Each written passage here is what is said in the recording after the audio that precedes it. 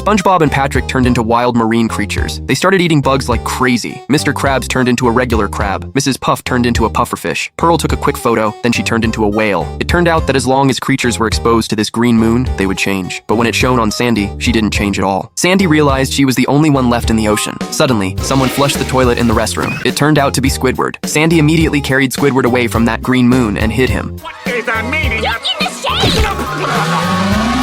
Fortunately, they managed to avoid that green sphere. Next, Sandy made a phone call to SpongeBob's narrator. Hello, French narrator speaking. Hey, Frenchie, it's me, Sandy.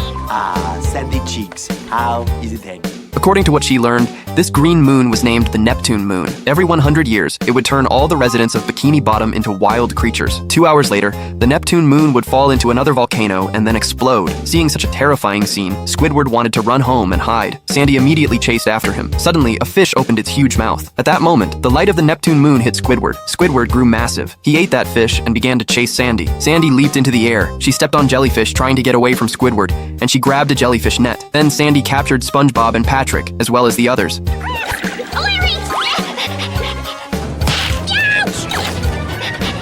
Look out, Pearl! I'll save you! But Pearl was too big, so Sandy could only swim by riding on Pearl's tail. Because of Pearl's unsteady swimming, Sandy couldn't stand firmly on Pearl's body. Sandy fell into Pearl's blowhole.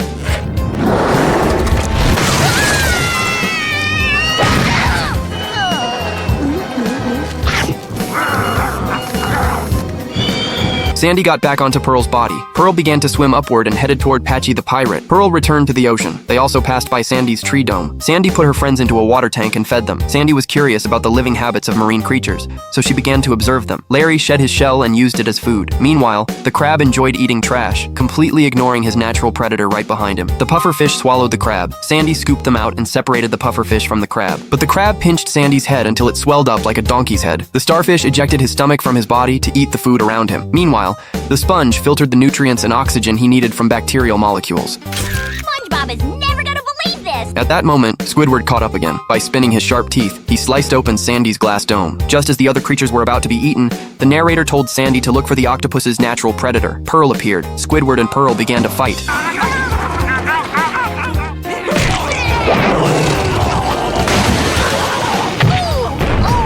The 2 hours were up, and the Neptune moon reached the volcano. The creatures reverted to their original forms.